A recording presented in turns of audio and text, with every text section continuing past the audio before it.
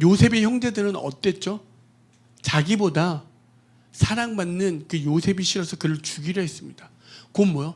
내가 사랑받고 싶고 내가 증명되고 싶은데 그렇지 않고 누군가가 더 사랑받는 존재가 있어 그를 죽이려 했던 아주 보편적인 그냥 인간의 어떤 심리 심성을 가진 그냥 자기 증명되는 그런 삶, 자기 유익된 자기가 가장 중요한 삶을 살았던 그들이었습니다. 그죠? 근데 그들이 이제 어떻게 바뀌었죠? 우리 42장 28절에 보면 이렇게 고백합니다. 그가 그 형제에게 말하되 내 돈을 도로 넣었도다. 보라 자루 속에 있도다. 이에 그들이 혼이 나서 떨며 서로 돌아보며 말하되 하나님이 어찌하여 이런 일을 우리에게 행하셨는가 하고. 여러분 곡식도 다 챙겼고요. 다 돌아오게 됐습니다. 근데 그 자루에 돈이 생겼습니다. 그렇죠? 그 곡식을 살 돈까지 생겼는데 원래 보편적 예전에 그들의 모습이었다면 어떠해야 되죠? 돈이 생겼네. 와 땡큐네. 그렇죠?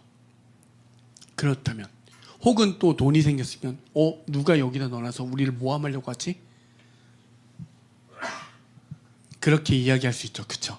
근데 하나님은 그들의 질문이 뭘로 바뀌었죠?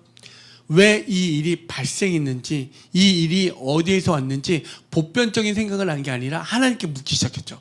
하나님의 뜻이 무엇입니까? 하나님 도대체 왜 이런 일이 우리에게 이 일을 행하셨습니까? 라고 그들의 질문이 이제 뭐요?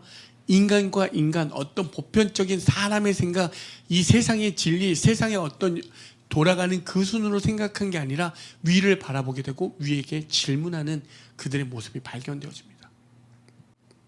여러분 두 가지만 제가 말씀드릴게요. 하나님이 어째여 이런 일을 우리에게 행했을까라는 그 이유는 두 가지밖에 없습니다. 첫 번째는 무엇이냐면 나란 자기에 대한 자기 존재 인식을 하기 위해서입니다. 나는 누구인가? 우리 막 그러잖아요. 철학에서 제일 중요한 어떤 질문에 보면 나는 누구인가? 그죠? 근데 성경은 나는 누구인가에 대해서 발각시킵니다. 계속 너는 누구인가에 대해서 계속적으로 우리를 몰고 가서 나란 존재에 대해서 이야기하고 있습니다. 한번 볼까요? 로마서 5장 8절에 보면 우리가 아직 죄인 되었을 때 그리스도께서 우리를 위하여 죽으심으로 하나님께서 우리에 대한 자기의 사랑을 확증하셨느니라. 아멘. 요한일서 4장 10절에 사랑은 여기 있으니 우리가 하나님을 사랑하는 것이 아니요 하나님이 우리를 사랑하사 우리 죄를 속하기 위하여 화목 제물로 그 아들을 보내셨음이라. 내가 사랑했고 내가 하는 것 같았지만 뭐요? 너희는 죄인이고 너희가 죄인 되었을 때 뭐요? 너희들이 그냥 그 죄 속에 있을 때 내가 하나님의 사랑을 그 아들 예수 그리스도로 확증해서 보여주었다라고 이야기합니다. 그리고 내가 하나님을 사랑하는 줄 알고 열심히 했더니 아니 그게 아니라 내가 너희를 사랑해서 화목제물 기꺼이 내가 그 제물이 되었다라고 이야기합니다. 그래서 하나님이 어찌하여 이런 일을 우리에게 행했나라는 그 이유를 두 번째로 보면 뭐요? 하나님이 나를 바꿔가는 시간으로 인도하신다는 것을 우리는 알게 됩니다. 내가 부인되어지고 하나님 은혜로 살아가게 되니까 이제 뭐요? 내 삶이 완전히 뒤바뀌게 될 수밖에 없습니다. 요한일서 4장 11절 볼까요? 사랑하는 자들아 하나님이 이같이 우리를 사랑하였은즉 우리도 서로 사랑하는 것이 마땅하도다. 나를 위한 삶에서 뭐요? 이제 뭐요? 남의 유익을 구하는 삶으로 변모되어지는 겁니다. 여러분 예수님은 살아계십니다. 진짜 한 번쯤 그 예수가 나에게 진짜 오셔서 여러분에게 말할 수 없는 그 탄식되었음이 있잖아요. 나에게 모르는 그 뜨거운 눈물이 흐를 때가 있잖아요. 그때 여러분 그게 거짓말입니까? 아니잖아요.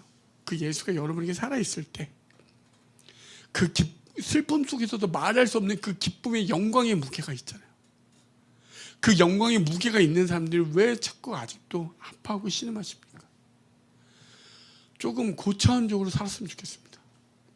여러분 수준이 레벨이 다른 수준의 레벨의 사람들이에요. 누구의 피? 예수의 피로 세워진 자들입니다. 예수의 피값으로. 예수의 피로 이미 받은 자들이고 빚을 탕감받고 형통한 자고 이미 완성되고 축복의 자로 복음을 누리는 자들입니다.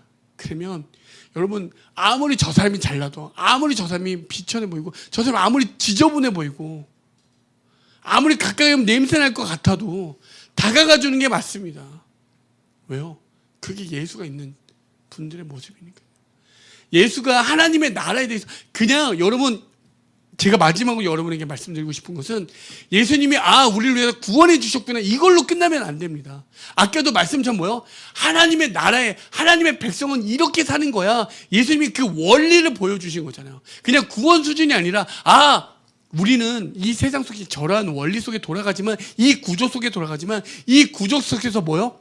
하나님의 나라의 원리로 살아가는 그 예수의 삶의 원리대로 살아가는 자들이구나. 그렇다면 이 세상 속에 이 변화는 이렇게 빠르게 변화하는 이 세상 속에서 뭐요? 하나님의 나라의 원리의 뜻을 어떻게 적용하며 어떻게 나누며 어떻게 그것을 풀어가며 살아야 될까? 그 하나님께 질문하며 나아가는 저와 여러분이 되어지길 소망합니다.